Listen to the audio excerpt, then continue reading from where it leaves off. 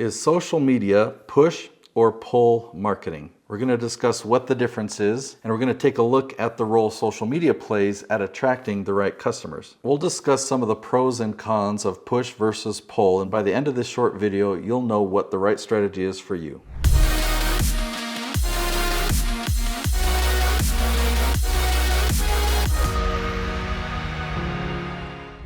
So what is push versus pull marketing? Okay, so push, think of an ad, think of a billboard or a banner ad or some video that you're pushing in front of people. This means that people aren't expecting it, they're not searching for it, they're kind of forced to see it. That's what commercials are on TV, or if you're driving around a freeway and you see a big billboard. We don't get to choose what's there. These ads are just being pushed in front of us. Push marketing is typically less targeted, but it's definitely less appealing. It's the experience that we're not asking for, so we're annoyed when we see marketing like that. And as a result, the type of leads that you generate from it, they're very low converting and they're very low quality leads. Is social media marketing considered push or pull marketing? Well, this really depends on what method you're using. If you're doing paid ads on social media, you're pushing those ads in front of people. You're paying for those ads to be there, as opposed to creating content on those social media platforms that people want, that people are searching for. For it to really be pull marketing or pull content, you'd have to create content that attracts people like a magnet, like it's pulling them in. And so a lot of social media doesn't have content that will do that. What works extremely well for pull marketing is search content. So you have to have a platform that has a really good search engine. So Google has an amazing search engine, YouTube has an amazing search engine, but search engines on LinkedIn, on Facebook, they're not that good. In fact, they're pretty awful. LinkedIn has some strengths, like if you're searching for people of certain qualifications in a certain area, you might be able to find those. But if you're searching for content, yeah, it just doesn't work. So let me paint a picture for you of pull marketing. Okay, so there's people out there that are your target audience.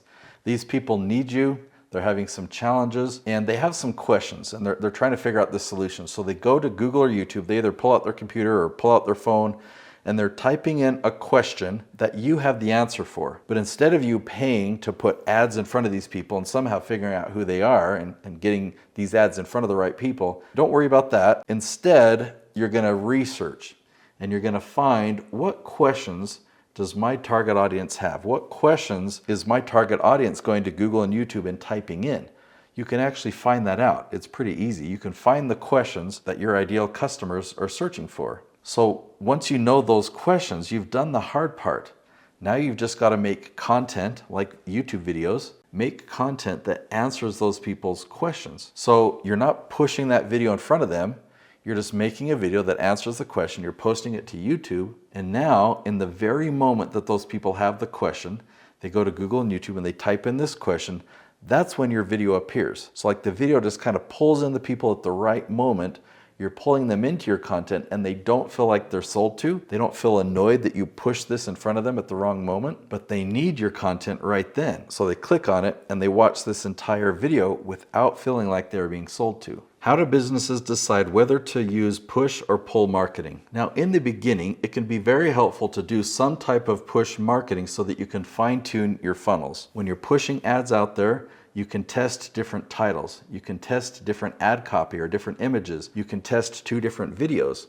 You can also test the landing page or the offer. You can test the pricing. You can test the colors. So you can really fine-tune your funnel and find what works, and you can tweak it until your results get better and better and better. But pull marketing will get you way better quality leads. So once you have a fine-tuned funnel, then you can use pull marketing, you can use search like we've discussed here, and you can pull in these people who've never heard of you before, you can give them value, you can build a relationship with them, and then you can send them to this funnel that's working really well, and they'll be excited to see it because they already have a relationship with you.